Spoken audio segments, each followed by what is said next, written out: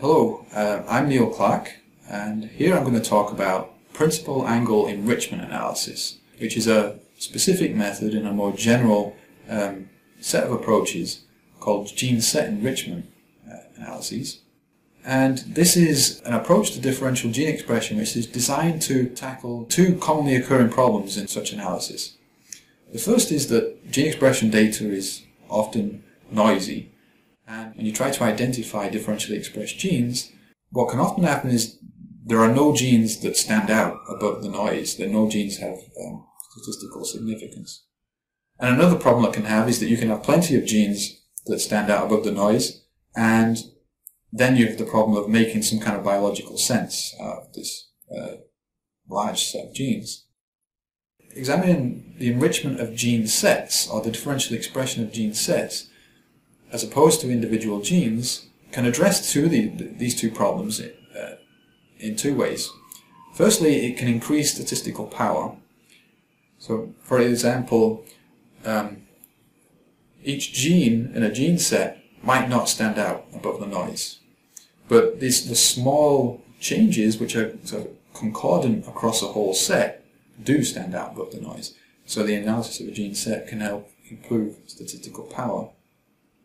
And secondly, if you choose the members of the gene set carefully, such that they all belong to a particular biological theme, then the interpretation is built in to the analysis. Now, in this talk, I'm going to talk about principal angle enrichment analysis, which is one specific approach to this type of analysis, which you can download an R package which performs this analysis automatically from the CRAN repository. The package is called Geode. The website is indicated here. But in order to describe this approach, first I will describe gene set enrichment more broadly. So all the methods of gene set enrichment tend to have a common structure. The first step is to rank the genes according to the differential expression between the two classes. Remember, these classes could be normal and diseased, or control and perturbation, for example. And what I mean by that is you'll use some kind of gene level statistic. This could be the t-test or the fold change, which quantifies the degree of differential expression of that gene across the two classes. So this is illustrated in the picture on the left here.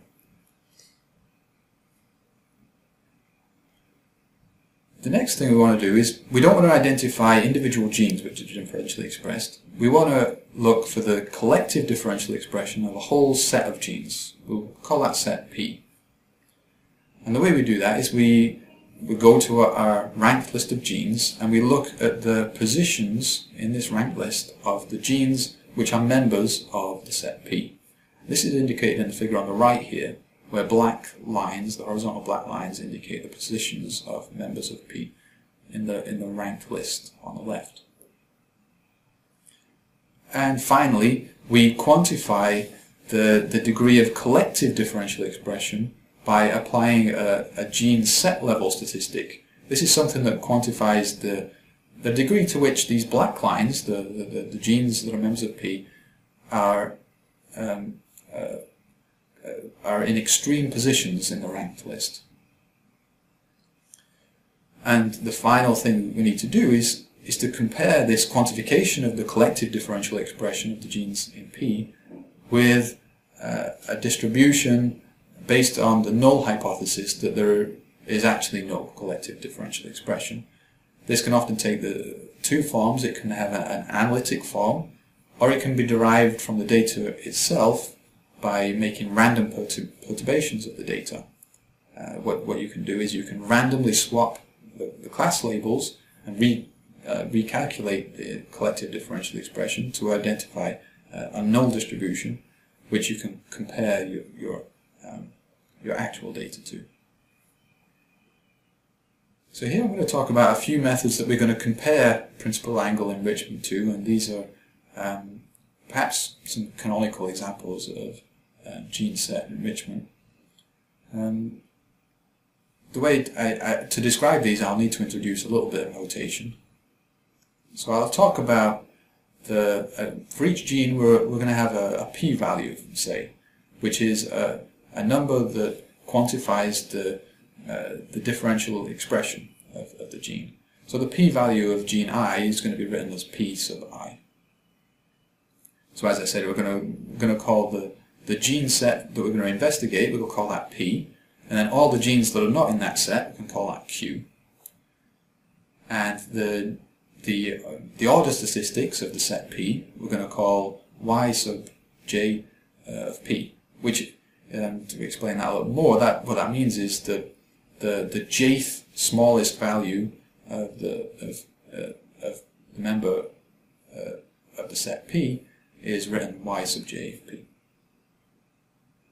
The rank of p sub I in the complete list of genes we're going to write as rank sub p plus q, which is all the genes of pi.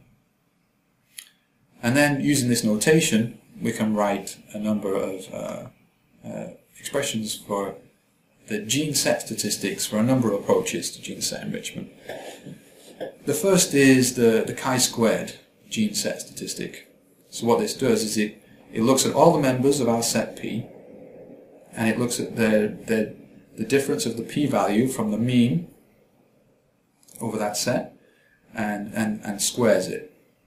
So this is a quantification of how scattered the genes are in the ranked list.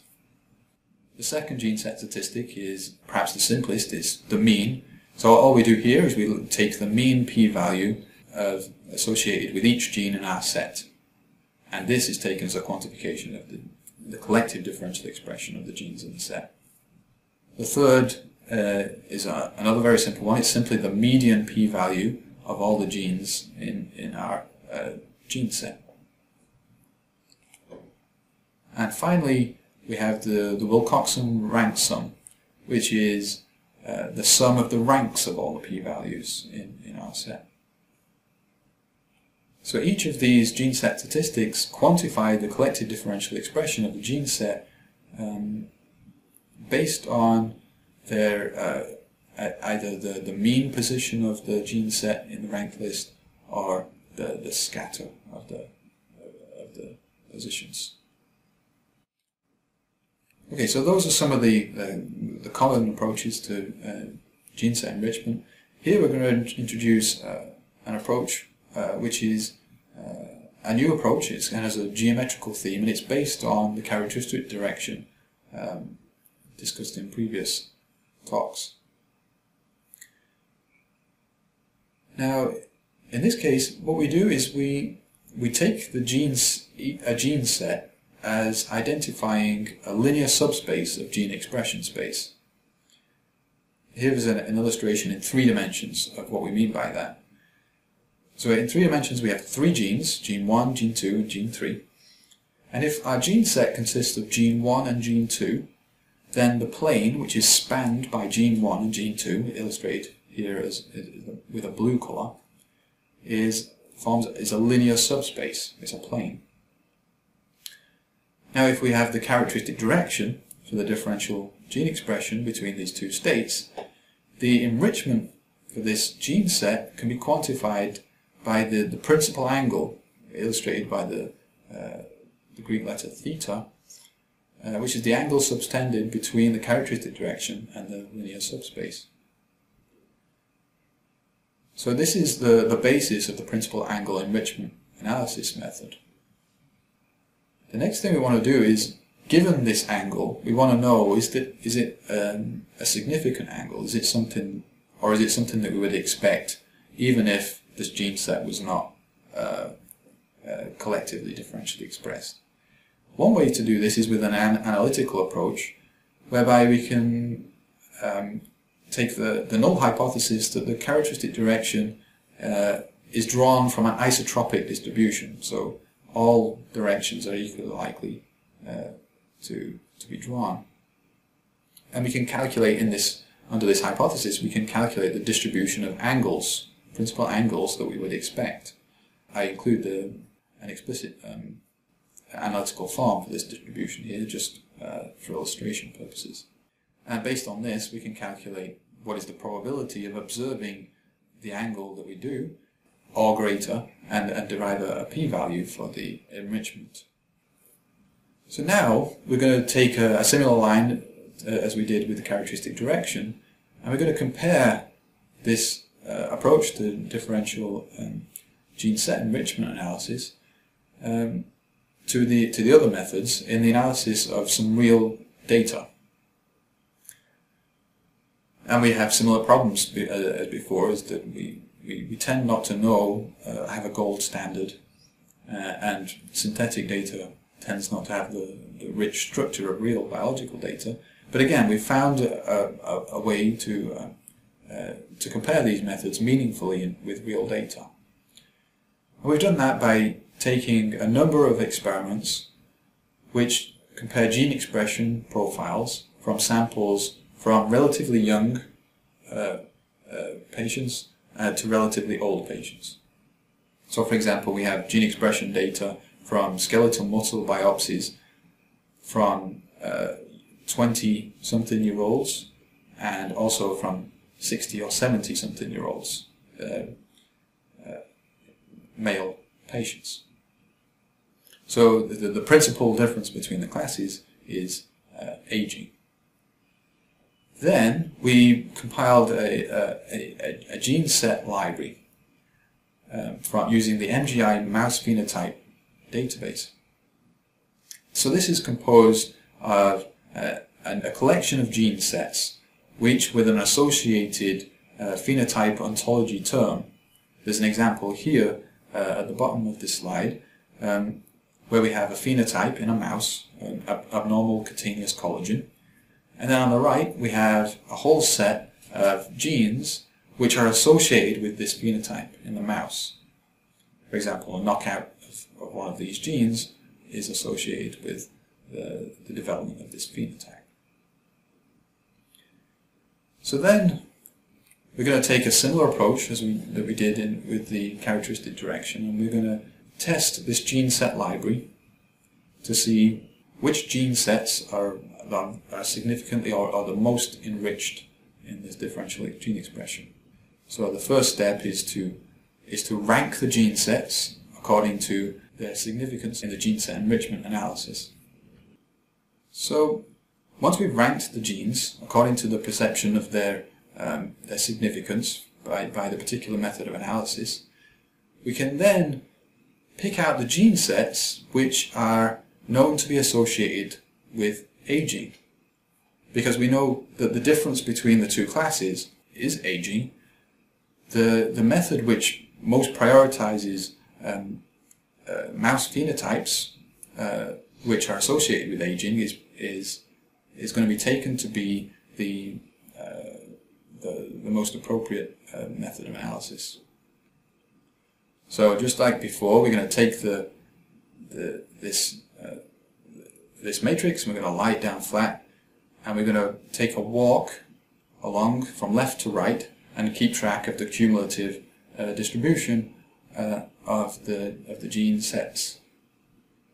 Now, just as before, if we if we didn't do this very carefully and we randomly sorted the gene sets, we would expect a distribution that looks like the dotted line. However, if the method has done a good job in prioritizing the gene sets which are associated with aging, then it would have a cumulative distribution that looks more like the solid line. So the greater the degree to which this distribution bows up, above the random distribution, the better the performance of the analysis. So here are the results of the comparisons of the different methods of gene set enrichment analysis in the context of aging. For comparison, we've looked at not just aging terms, but we've also looked at terms associated with morphology, development, and behavior, just for comparison. So we can see all the methods agree in the context that morphology, development, and behavior are not significant processes in the difference between our two classes of samples. However, if you look at the top left, the principal angle enrichment method indeed identifies aging terms to be significant. They're prioritized much more than you would expect by random in the gene set library. And this is done to a much greater extent than the other methods, so this kind of gives us some confidence that the principal angle enrichment method is a particularly good way of looking at gene set enrichment analysis. So in conclusion, we've described how gene set enrichment analysis evaluates not the differential expression of genes individually, but the collective differential expression of gene sets. And this can address two problems in the analysis of differential gene expression. First is the problem of statistical power, whereby there are no genes stand out above the noise in the data. And the second is the problem of interpretability, when you do identify a big list of differentially expressed genes, but then you have the problem of identifying, of interpreting this biologically. And gene set enrichment analysis does this by building in the interpretation of the analysis into the analysis itself.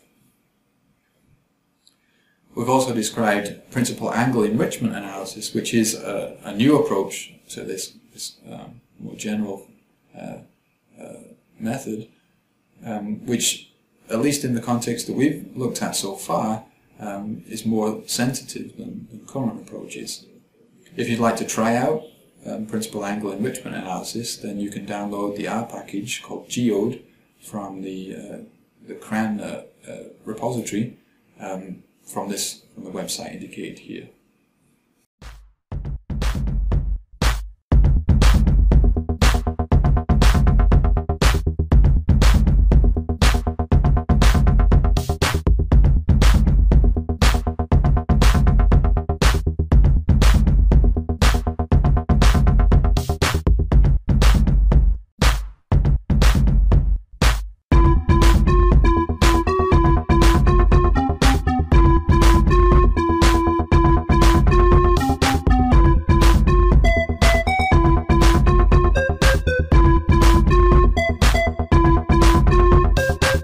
Your courage, your cheerfulness, your resolution will bring us victory.